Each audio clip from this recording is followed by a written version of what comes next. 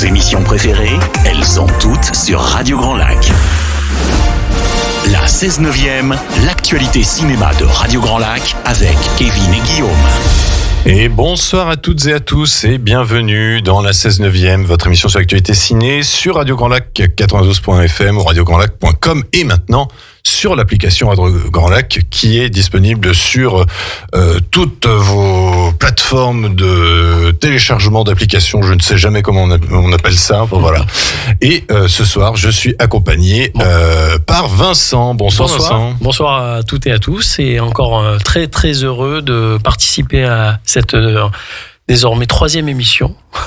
Voilà, 3e émission, 3 d'affilée et on salue Guillaume qui sera absent ce soir mais qui reviendra la semaine prochaine. Semaine prochaine déjà, je peux vous vendre un petit peu parce que ce sera une émission un peu spéciale. On aura un invité en personne de Pierre-Yves, le membre fondateur et le président de l'association de l'ADCA, donc l'association du développement du cinéma Aixois.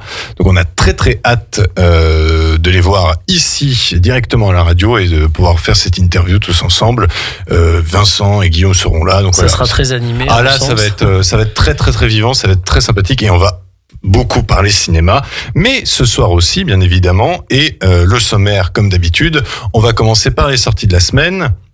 Alors on va pas vous se cacher, ça fait quelque temps que les semaines sont un petit peu timides et là cette semaine il y a c'est varié, mais il y a peu de sorties, 6 pour tout vous dire, mais je pense qu'il y a moyen de trouver son compte et il y a une sortie plateforme sur Prime Video, on en parlera un petit peu plus tard. Côté avis des sorties de la semaine dernière, je n'ai pu voir qu'un seul film, donc c'est Il reste encore demain, donc le film italien qui est disponible au cinéma Victoria ou au cinéma Alastrée pour Chambéry. Et toi Vincent, tu vas pouvoir nous donner ton retour sur Dune 2. J'ai enfin pu voir le Dune 2 et je suis très content d'avoir pu le faire. Et je donnerai un peu mes impressions, mon ressenti par rapport à ce film qui est quand même un film grandiose, il faut le reconnaître. Et qui cartonne au box-office un peu partout dans le monde, c'est impressionnant. Et enfin, on va faire un focus pour terminer l'émission de ce soir qui sera consacré à l'acteur Jake Gyllenhaal puisque il est en plein dans l'actualité en ce moment et c'est l'occasion de revenir sur sa carrière assez importante, n'empêche. Il tourne beaucoup. Moi, je trouve qu'il y avait beaucoup de films qu'il avait tournés dans lesquels en fait j'avais même pas réalisé que c'était lui qui était, parce qu'il n'était pas encore très connu à l'époque et on en parlera tout à l'heure. Et puis c'est varié, on a du blockbuster, du film d'auteur, du film expérimental. Franchement c'est une carrière déjà assez passionnante et donc on finira l'émission dessus. Sans plus tarder, on va commencer avec les sorties de la semaine. Et alors, je t'écoute, Vincent, donc sur la première sortie. Alors, il s'agit d'un film, c'est Hors saison, de Stéphane Brisé avec Guillaume Canet, Alba Rohr Wacher, je ne sais pas si on prononce comme ça, et Sharif Andoura. Alors, le synopsis est le suivant. Mathieu habite Paris. Alice vit dans une petite cité balnéaire dans l'ouest de la France. Il caresse la cinquantaine, c'est un acteur connu, elle a dépassé la quarantaine, elle est professeure de piano. Ils se sont aimés il y a une quinzaine d'années, puis séparés. Depuis, le temps est passé, chacun a suivi sa route et les plaies se sont refermées peu à peu. Quand Mathieu vient diluer sa mélancolie dans les bains à remous d'une thalasso, il retrouve Alice par hasard. Et on écoute un extrait de la bande tout de suite. Ça va ? Ouais, ça va. Tu fais quoi toi ? Comment ça, qu'est-ce que je fais ? Vas-y. Je suis comédien. Tu m'adresses, c'est pas trop dur ? Ça va. Est-ce qu'on pourrait faire une petite photo ensemble, s'il vous plaît ? Une deuxième ?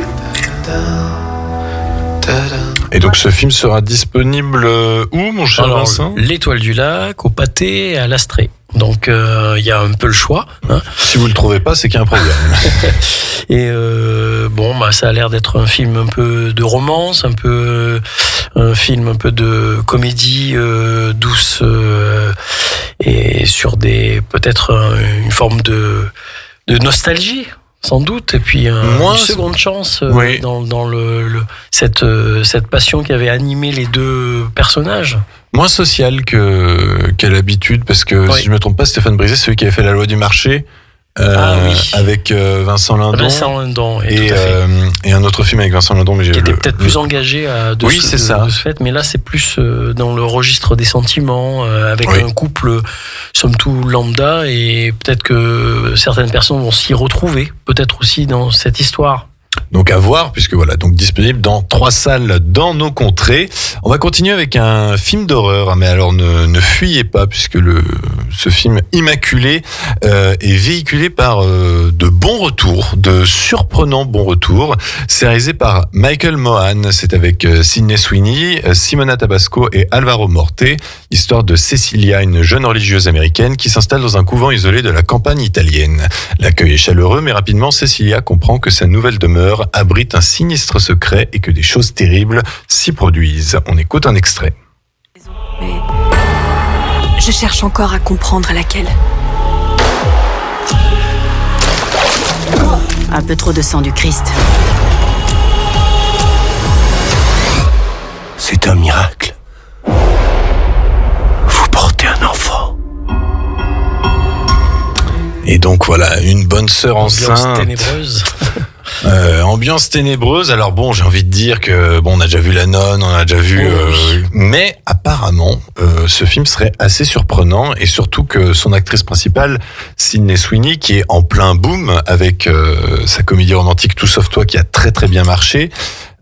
Madame Web, qui a beaucoup moins bien marché, en fait, ce projet-là était prévu depuis un certain nombre d'années, et elle avait promis au scénariste que au jour où elle deviendrait célèbre, elle les recontacterait pour faire ce film.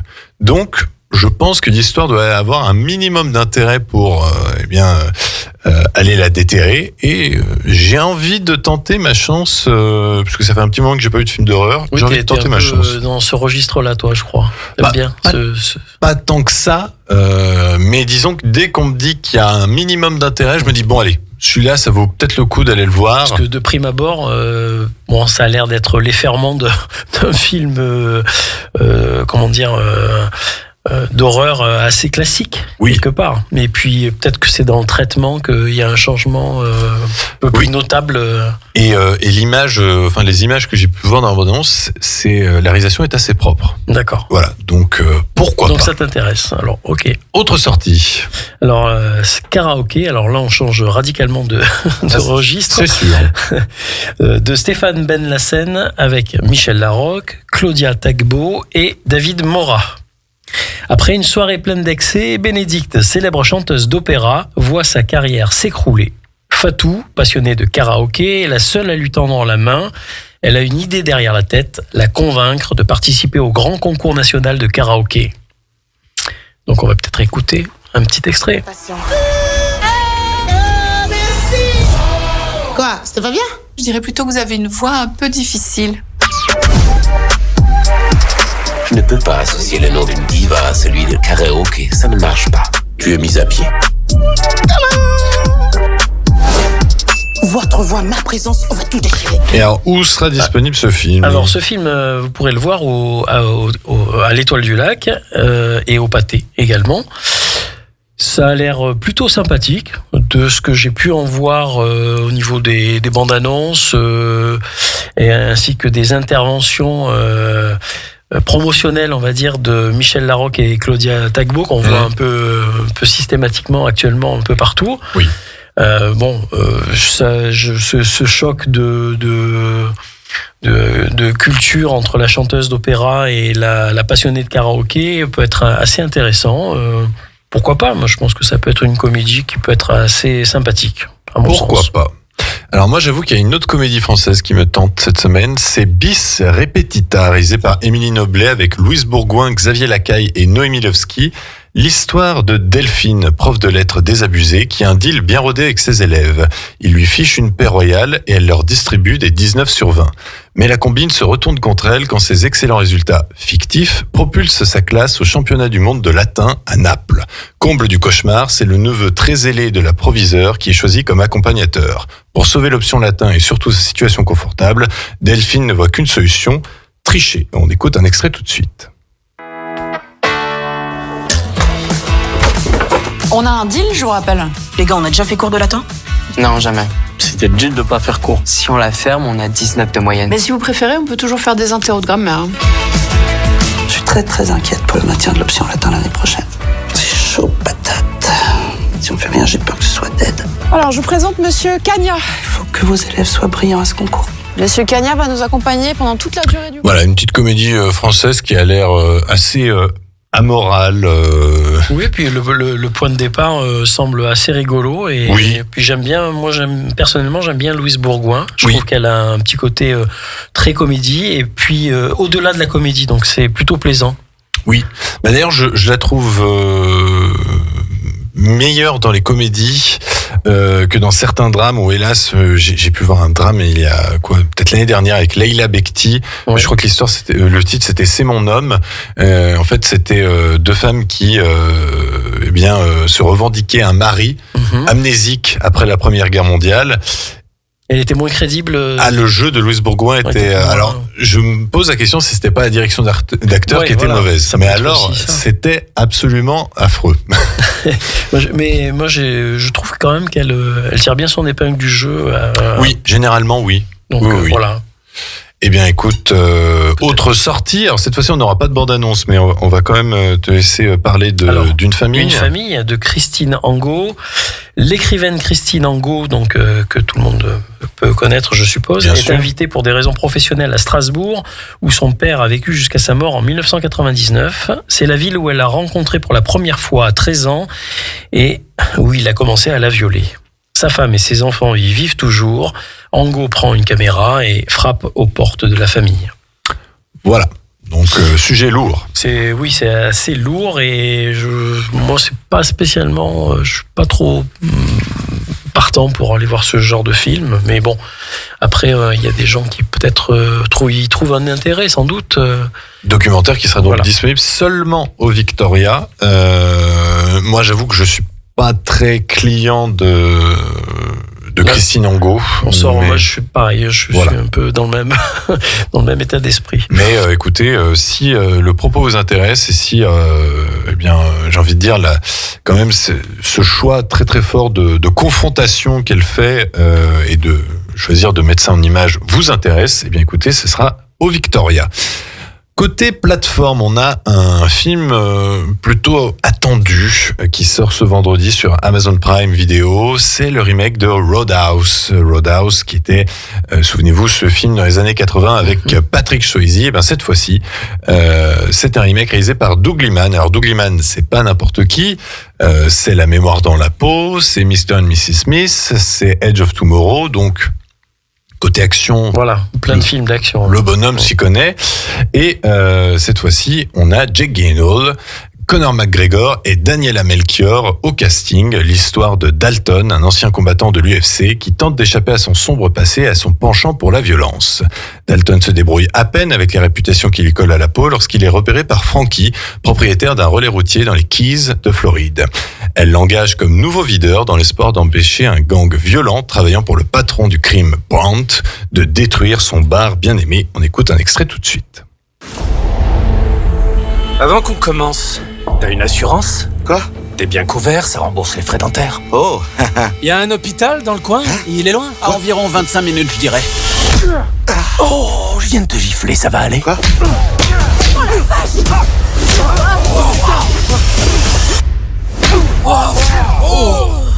Alors comme ça, vous aimez vous battre? Et vous gagnez? Y a jamais de vrai gagnant. Voilà, donc amoureux de Mandal, bonjour. Vous aurez votre film de castagne du coup à partir de ce vendredi sur Prime Video. Et est-ce que tu es intéressé? Moi, j'avoue que je suis assez curieux parce que j'aime beaucoup l'acteur. Ça dépend parce que moi j'ai vu le film original, oui. Avec Patrick Swayze. Et c'est vrai qu'il était assez efficace. Il y avait belle action. Pour ceux qui aiment bien les films de bagarre, on va dire, c'est plutôt... bien chorégraphié. Voilà, c'est plutôt pas mal. Après, je sais pas ce que ça peut donner. Je pense que oui.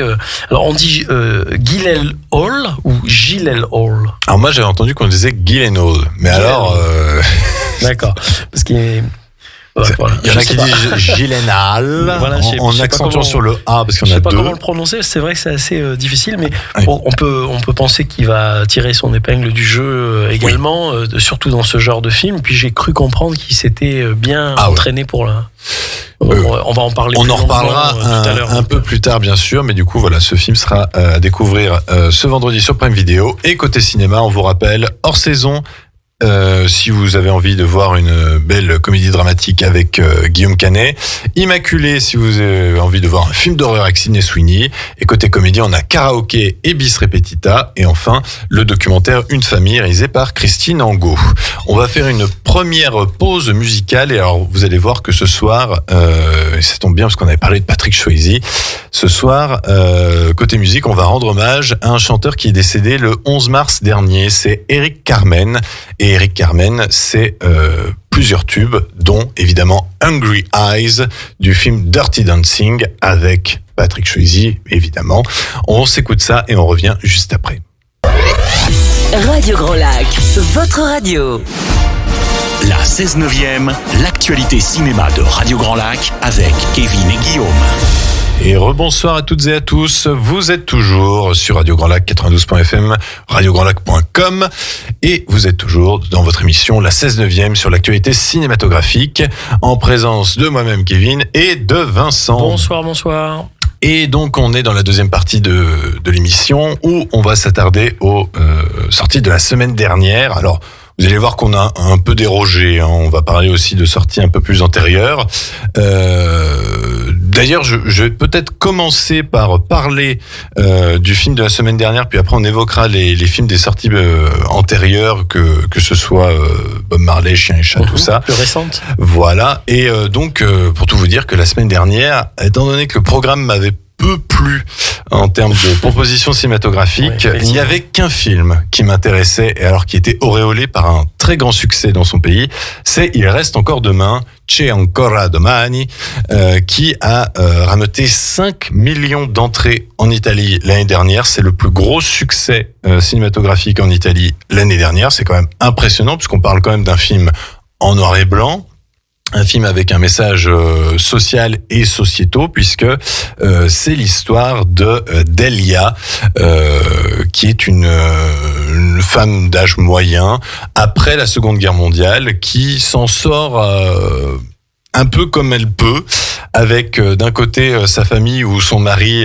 la frappe très régulièrement, et les petits boulots qu'elle pratique toute la journée. Et elle a un sérieux besoin de liberté.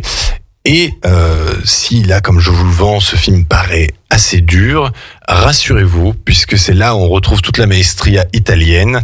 C'est que le film est à la fois drôle, dramatique, il est à la fois assez ancien, puisque on a du noir et blanc, on est vraiment dans le côté néo-réalisme de la période du cinéma italien des années 40-50, et avec un petit début du coup de comédie italienne qu'on connaît bien maintenant.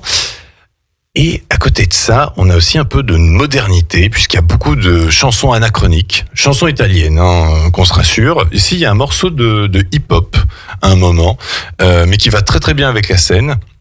Et voilà, en fait, c'est un curieux mélange, mais qui fonctionne absolument bien.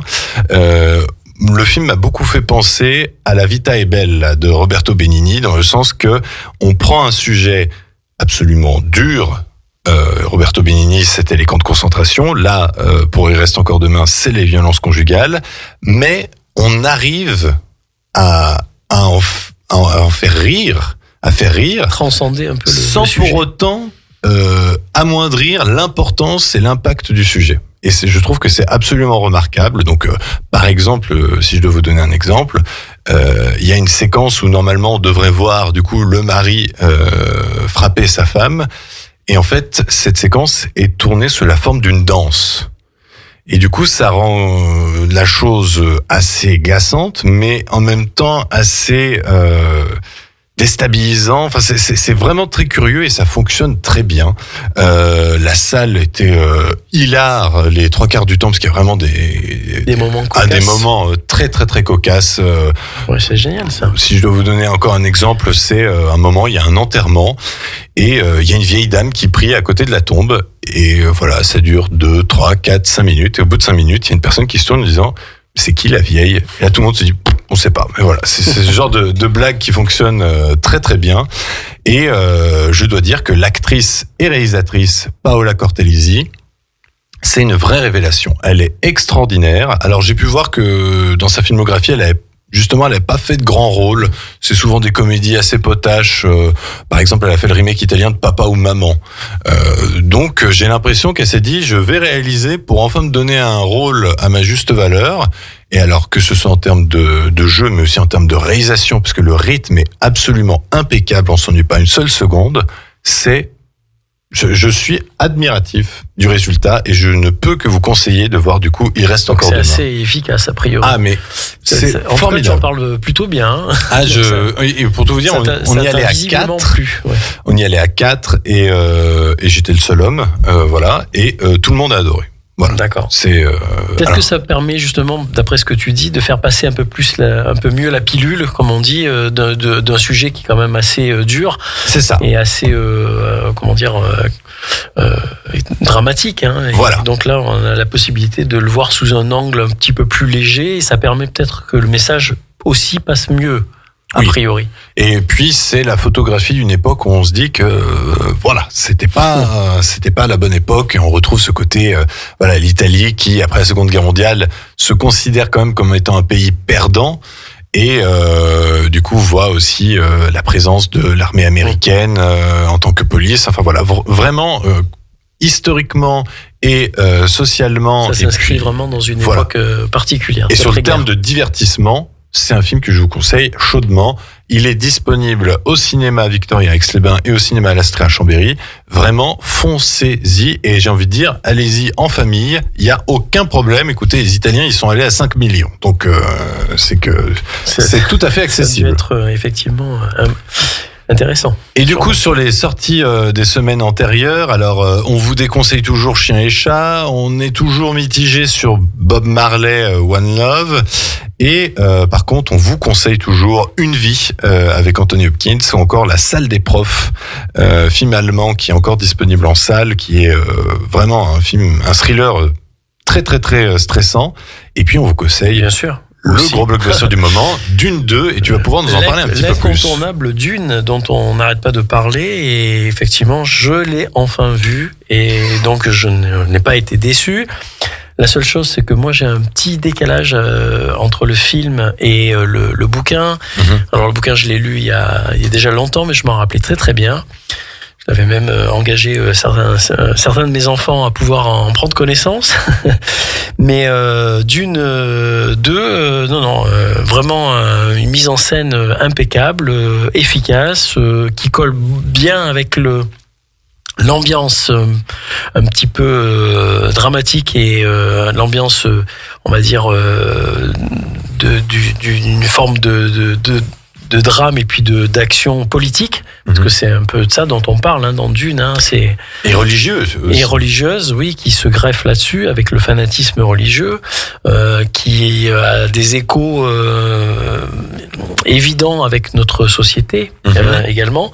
Et puis un jeu d'acteurs magnifique. Moi, la seule chose que j'ai un peu déploré, c'est un peu le manque d'émotion sur certaines choses.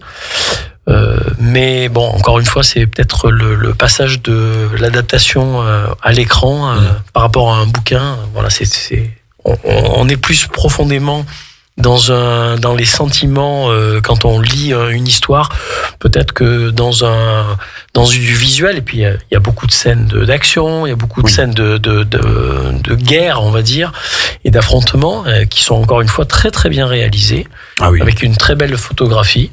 La séquence du verre, la séquence est extraordinaire. Voilà. Pour le coup, là, Là, je retrouve vraiment, d'un point de vue imaginaire, ce que j'imaginais justement dans le bouquin.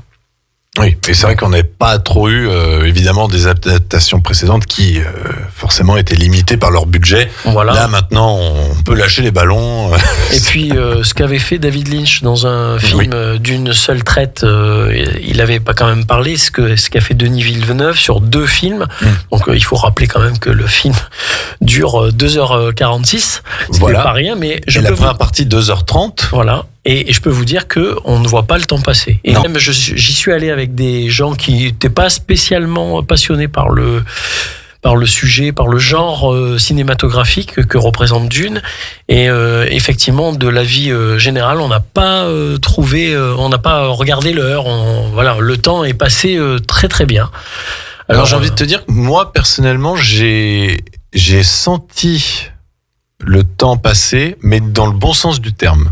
C'est vrai que je trouvais que le film prenait son temps. En fait, on est bien dedans. Ouais. Et en fait, on en sort en se disant...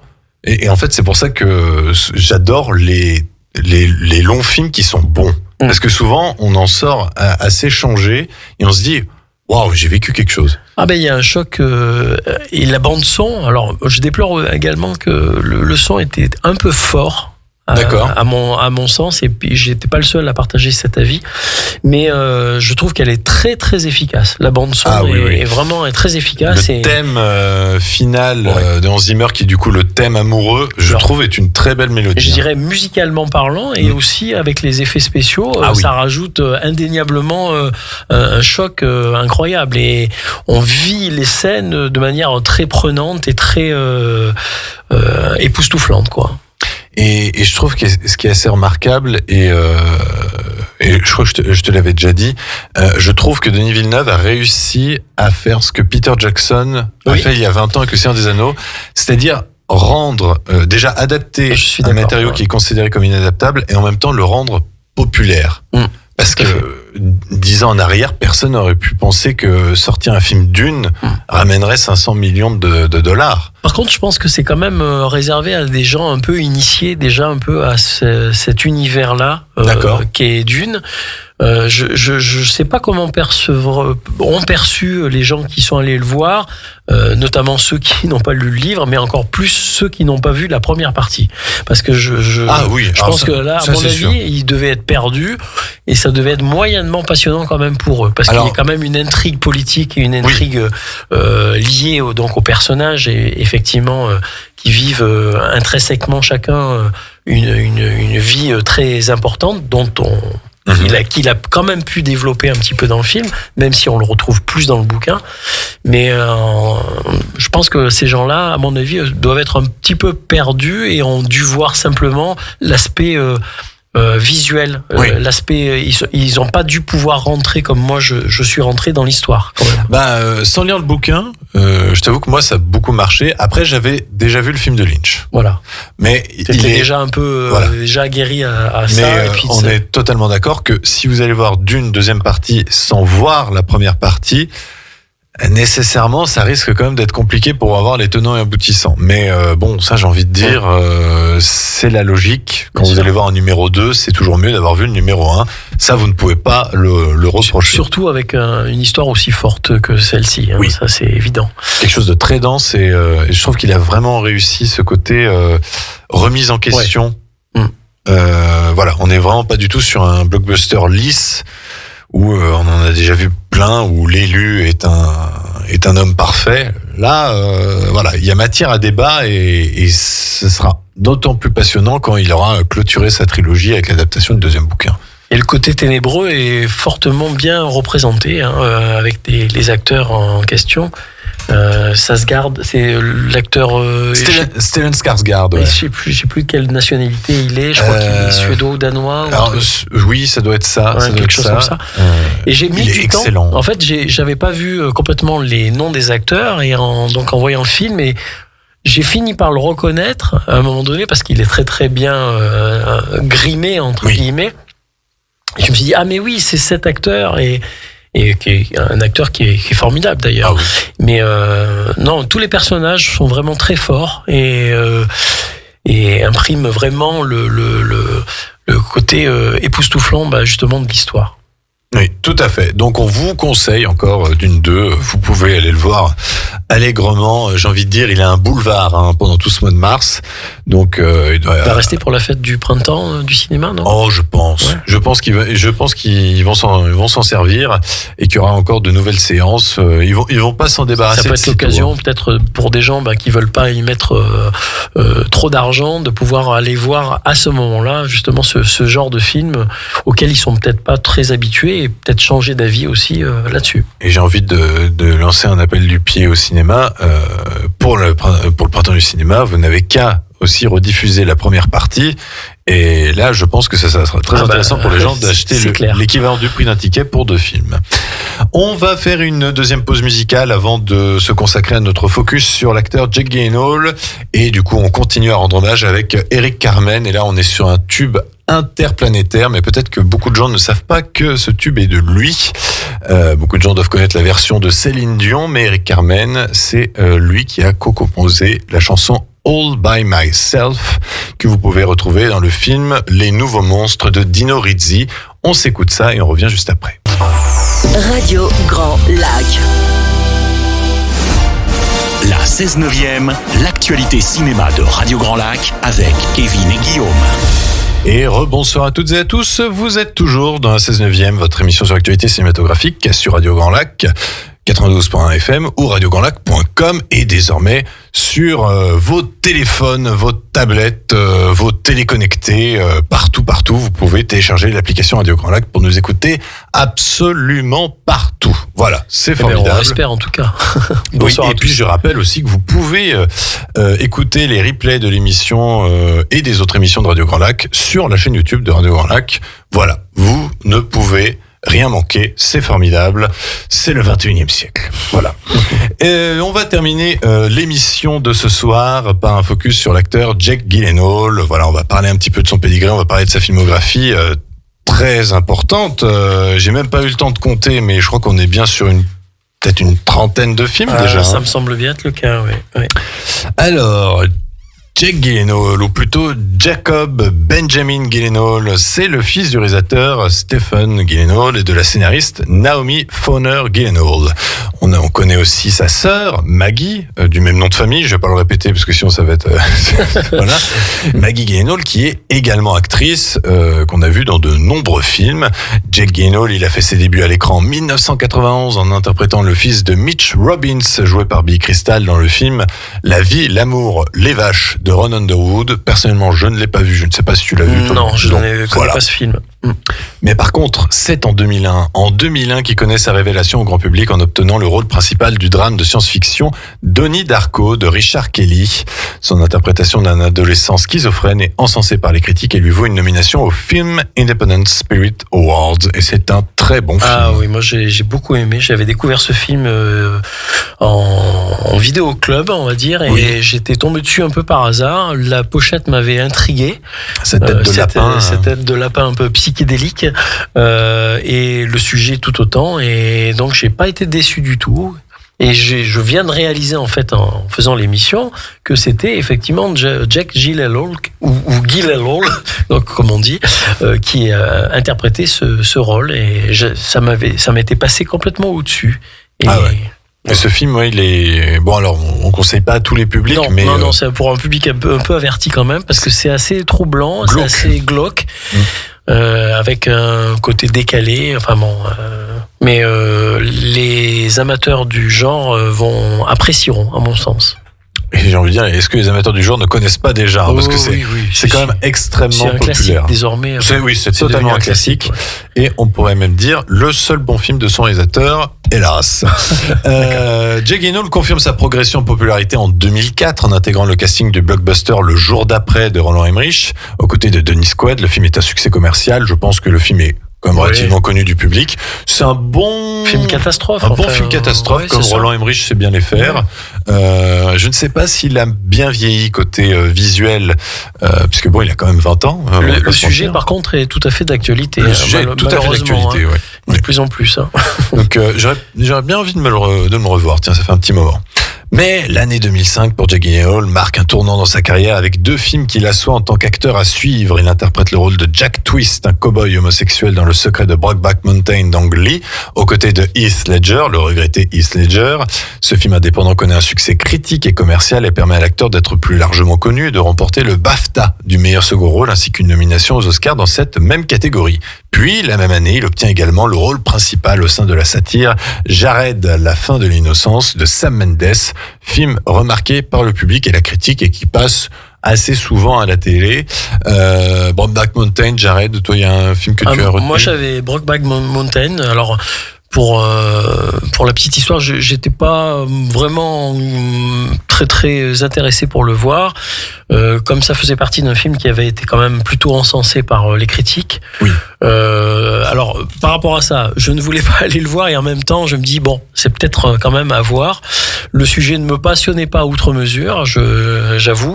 Mais j'ai vu ce film avec beaucoup d'intérêt finalement. Et je trouve qu'il y a une subtilité et une poésie. Une poésie et un traitement de ce sujet qui m'a beaucoup plu.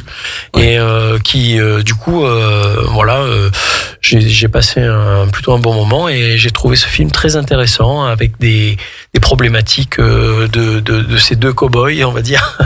Voilà, donc c'était plutôt un film qui m'a très bien intéressé, on va dire. D'accord. Voilà. Donc un film qu'on vous conseille, bien évidemment.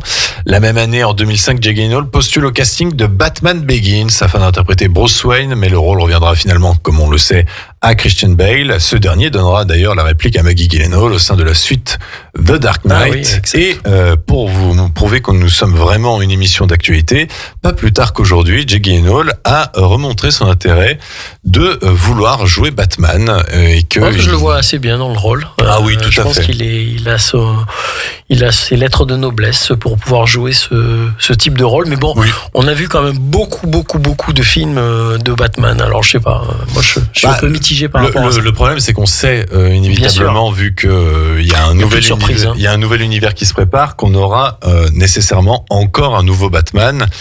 Je me dis que vu que Jake Gyllenhaal bénéficie quand même d'une aura très positive aux yeux du public. Est-ce qu'il saura apporter un éclairage nouveau sur ce thème maintes fois adapté à l'écran? Je sais pas. À voir. En tout cas, moi personnellement, je suis assez client. C'est le super-héros que je préfère et je trouve le plus intéressant. D'ailleurs, le super-héros qui n'a pas de super-pouvoir. Voilà. C'est le seul. C'est peut-être pour ça que j'aime bien. C'est pour ça alors. En 2007, Jake Gyllenhaal tourne sous la direction du réalisateur David Fincher avec l'excellent thriller Zodiac que je vous conseille chaudement. Où vous pouvez retrouver Robert Downey Jr., Mark Ruffalo. Très bon film sur le fameux tueur en série qui avait sévi dans les années 60, si je me souviens bien. Dans les années 60-70. Hein. 60-70, oui, il a duré assez longtemps. En 2009, Jake Gyllenhaal, pour vous montrer que il a pas forcément le bon nez à chaque fois, il refuse le rôle principal du blockbuster Avatar de James Cameron et il choisit quand même plutôt de jouer dans un très bon film, je trouve, le poignant et choquant drame Brothers de Jim Sheridan aux côtés de Tobey Maguire et Natalie Portman. Le film aura du mal à trouver son public, mais l'interprétation du trio principal est saluée par la critique. Est-ce que tu as vu alors Avatar, oui bien sûr, mais est-ce que tu as vu Brothers? Alors on en parlait tout à l'heure, d'ailleurs on a failli un petit peu parce qu'on était dans une discussion tellement passionnée à ce sujet qu'on voyait pas le temps passer. Et Brothers, il me semble bien que je l'ai vu. Encore une fois, moi je trouve que Jake Gyllenhaal a une manière de rentrer dans les rôles et on en oublie quasiment son identité. C'est vrai. Et moi j'arrive pas trop à faire le lien. Et là, je me rends compte en voyant la filmographie qu'il a joué dans beaucoup de films que j'avais vus, mais j'étais incapable de dire que c'était Jake Gyllenhaal qui jouait dedans. Acteur caméléon, alors. Pardon ? Acteur caméléon, oui, un petit peu, ouais, un peu à la Robert De Niro. Mais Robert De Niro, il est tellement connu maintenant qu'on voit que lui maintenant. Ça me fait penser à un autre acteur qui même est très connu, je trouve, qui se fond assez allègrement dans ses personnages, c'est Brad Pitt. Brad Pitt est pas mal, oui, aussi dans ce registre-là, effectivement. Et donc, pour en revenir à Brothers, effectivement, j'ai le souvenir d'un film très troublant. Ah oui. Et très noir aussi, très sombre. Hein. Oui, c'est pas un film. Pareil, c'est pour assez public dépressif, averti quand même. C'est un peu perturbant à mon sens.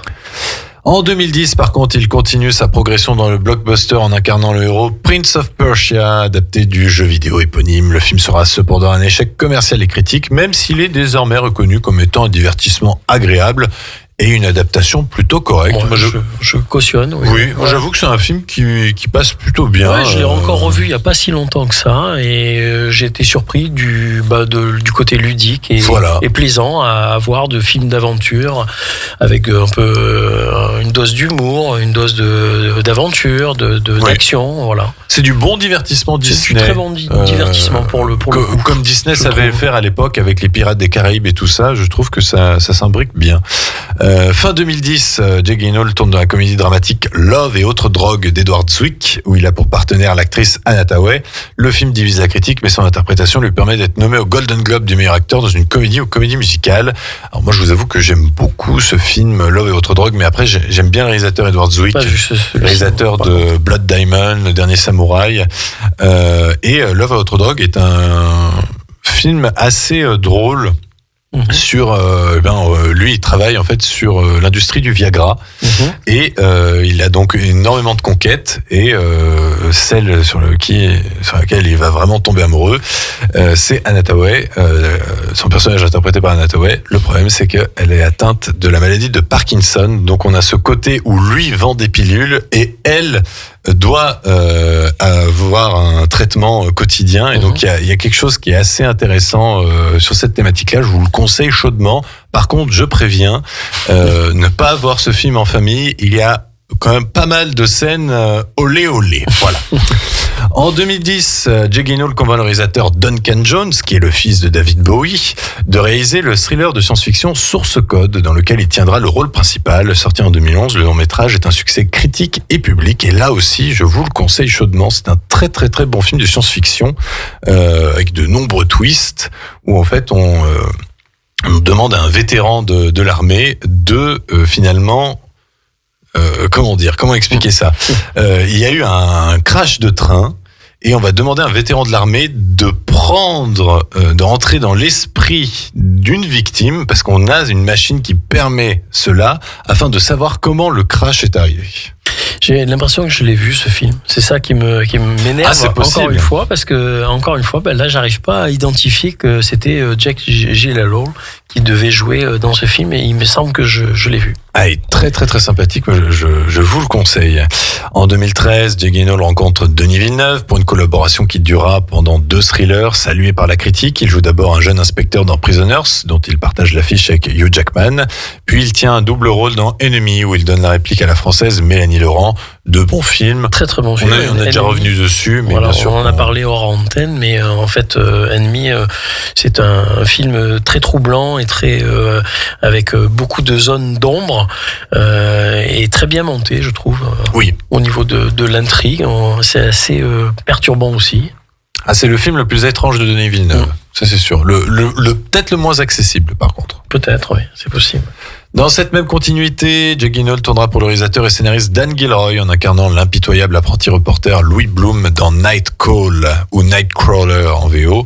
Le film est quasi unanimement acclamé par la critique et reçoit de nombreuses nominations, soulignant qu'il s'agit probablement du meilleur rôle de l'acteur, même encore à ce jour. Et personnellement, je vous le confirme, c'est un très très très très bon film. Je ne sais pas si tu l'as vu. Non, je te le conseille chaudement. Et là pour le Par coup, contre, j'en suis sûr là. il est extraordinaire. D'accord. Et on a en plus ce message sur la quête de la bonne image, même au détriment de la morale, qui est vraiment assez intéressant à voir. Il y a René Rousseau aussi dans ce film. Enfin vraiment, Night Call, c'est excellent, je vous le conseille. Il doit être disponible sur une plateforme de streaming, j'en suis sûr, mais si vous voulez vraiment découvrir la carrière de l'acteur, je pense que c'est un bon. Mais j'ai l'impression que c'est quelqu'un qui s'implique beaucoup dans ses choix d'acteur. Il avait maigri pour le rôle. Et il y a une fameuse scène, bon c'est un classique du cinéma, mais la fameuse scène où il se regarde dans un miroir, il donne un coup de poing dedans, et en fait c'était pas prévu dans le script. Jake Gyllenhaal l'a vraiment fait, et du coup c'est ouvert la main. Mais je crois que j'ai entendu parler de cette anecdote, effectivement. Oui. D'accord. Ok. Et puis en 2015, Jake Gyllenhaal revient au blockbuster en intégrant le casting du film d'aventure basé sur des faits réels, Everest de Balthazar Kormakour. personnellement, j'ai pas du tout apprécié ce film. J'ai un peu de problème avec la morale, on va dire. Ah bon? Voilà. Oui, ils se mangent entre eux à la fin? Non, pas du tout, mais la morale. Ça termine pas en film cannibale. La morale, au final, c'est que si t'as de l'argent, tu t'en sors. Ah, voilà. C'est malheureusement un petit peu la vérité dans ce monde. Un petit peu la vérité. Et le problème, c'est que le film n'a pas réussi à me faire vendre ce besoin qu'ont les gens de gravir l'Everest, parce que pour certains, ils sont voués à une mort certaine. Et je trouve qu'il y a un film d'animation d'ailleurs qui est beaucoup mieux réussi sur le même sujet, c'est Le Sommet des Dieux, qui est disponible sur Netflix et qui est sorti il y a 3-4 ans et que je vous conseille chaudement. C'est un très très très bon film franco-japonais dans mes souvenirs. En 2015, Jake Gyllenhaal est également à l'affiche du très solide drame sportif La Rage au ventre, où il incarne un boxeur sous la direction d'Antoine Fuqua. La critique sera moins convaincue que le public, mais là encore, la prestation de l'acteur est acclamée. C'est un film que j'apprécie. Alors, c'est un film de boxe assez classique. Jake Gyllenhaal, Forest Whitaker, Rachel McAdams. Ça, c'était en 2015, c'est ça? En 2015, mais je trouve qu'il est assez efficace. Il a commencé justement à déjà aborder ce genre de rôle un peu plus punchy pour pouvoir entreprendre. Il est très musclé. Très impressionnant. Le prochain qui va interpréter. Comme pour le prochain, on en parlera un petit peu plus tard. Avant cela, en 2016, Jake Gyllenhaal a tourné sous la direction du regretté Jean-Marc Vallée dans le drame indépendant Démolition, un flop commercial, mais un très beau film où le deuil du personnage principal passe par la déconstruction de sa maison. Voilà, c'est assez c'est une comédie vraiment dramatique. Voilà, on a vraiment les deux genres. En 2017, il varie encore avec le film de science-fiction Life, origine inconnue de Daniel Espinosa, remplaçant Ryan Reynolds qui a dû incarner un rôle secondaire en raison d'un conflit d'emploi du temps. Il tournera aussi dans un autre film de science-fiction, Okja, plus autorisant puisqu'écrit et réalisé par Bong Joon-ho, le réalisateur de Parasite. Il jouera aussi le premier rôle du drame Stronger de David Gordon Green, incarnant un rescapé de l'attentat de Boston. Life, c'est plutôt sympathique. Par contre, je vous conseille assez chaudement Okja, qui est un film Netflix, donc vous pouvez découvrir dès que possible, et j'avoue ne pas avoir vu Stronger. Voilà. Depuis 2019, Jake Gyllenhaal enchaîne les blockbusters avec le rôle du méchant Mysterio dans le Spider-Man Far From Home, réalisé par John Watts.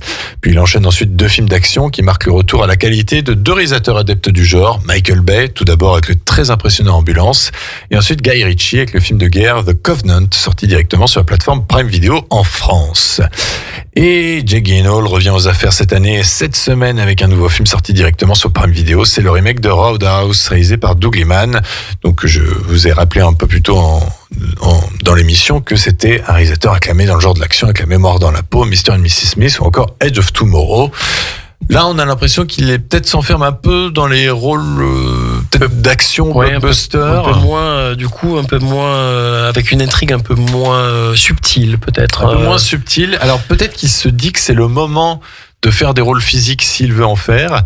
Disons qu'il a encore l'âge pour se faire, puisque je crois qu'il a 43 et quelques. Voilà, il a une quarantaine d'années. C'est encore faisable. Après, les années passent, malheureusement. C'est ça. Et donc je pense qu'il se dit, si je dois faire des films d'action, c'est maintenant. Ils sont encore crédibles, effectivement, ce type de rôle également. Voilà.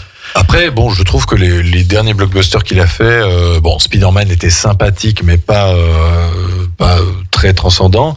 Mais par contre, Ambulance, j'ai beaucoup aimé. The Covenant aussi, c'était un film de guerre qui était vraiment bien fichu. Oui. À voir pour Roadhouse. Il a quand même dans sa carrière plutôt orienté ses choix vers des films un peu violents et un peu intrigue science-fiction, un peu fantastique, on va dire, pas fantastique, plus fantastique que science-fiction, je dirais. Alors, il a fait pas mal de rôles aussi ancrés dans le réel, mais c'est vrai que on peut remarquer une chose, c'est que il faut que son personnage opère une transformation. Tout à fait. Où il faut qu'il y ait vraiment une transcendance, une scène décisive où il va péter un câble ou ce genre de choses. J'ai l'impression qu'il cherche vraiment la rupture, un point de rupture. Et se dépasser à chaque rôle. Avec parce que dans Ennemi, par exemple, c'était un peu le cas. Il avait une vie un peu pépère, un peu rangée. Et puis d'un coup, il y a quelque chose qui l'amène à se poser la question sur d'autres choses. Mais bon, c'est un peu plus fantastique là pour le coup. Oui. Mais voilà. Après, il y a des choix. Et il a l'air d'être aussi instigateur pour les autres personnes de certains choix, d'ailleurs, entre parenthèses. Parce que notamment, on a évoqué donc sa famille, mais il a une marraine très prestigieuse. Jamie Lee Curtis. Jamie Lee Curtis. D'ailleurs, un parrain tout aussi prestigieux, c'est Paul Newman, je crois. Ah oui. Son parrain. Donc le feu Paul Newman. Voilà. Et donc, et à qui il avait engagé de jouer le rôle de, je crois, les fameux rôles qu'elle a interprétés de films d'horreur. Halloween, il me semble. D'accord. Si je ne m'abuse, maintenant, peut-être que je... J'avoue que j'ignore. Mais voilà, donc la carrière de ce grand acteur, Jake Gyllenhaal, qui c'est pour l'instant pas encore essayé la réalisation. Est-ce que ça viendra? Je ne sais pas. Il est producteur, en tout cas. Ah, par contre, on sent qu'il est très présent sur la production de ses films et que oui. Il n'accepte pas n'importe quel projet, donc à voir. Pour l'instant, le seul film qui est attendu, donc c'est Roadhouse, qui sort ce vendredi sur Prime Video, le remake du classique, du film culte des années 80 avec Patrick Swayze. C'est la fin de cette émission. Côté programmation à la radio, vous pourrez retrouver demain l'émission Questions de parents présentée par Elodie L de 12h15 à 12h45 et puis ensuite l'émission Parents autrement présentée par Pauline de 13h à 14h. On se retrouvera donc la semaine prochaine avec une interview absolument spéciale de l'ADCA, l'association du développement du cinéma aixois, avec son président Pierre-Yves qui sera présent sur le plateau, oui si on veut, en studio en tout cas, en studio avec nous, et puis on parlera des sorties de la semaine, et côté avis des sorties précédentes, je pense qu'on vous parlera d'Immaculée, on vous parlera de Roadhouse, je pense, avec Guillaume et Vincent. Et pour se quitter, on va rendre un dernier hommage à Eric Carmen, qui faisait partie d'un groupe avant d'être connu en solo. C'était The Raspberries, et leur tube principal, c'est Go All The Way, que vous pouvez écouter dans la bande originale du film Marvel, Les Gardiens de la Galaxie. Je vous souhaite une très bonne semaine. Également. À la semaine prochaine. Allez voir des films et portez-vous bien. Bonne soirée.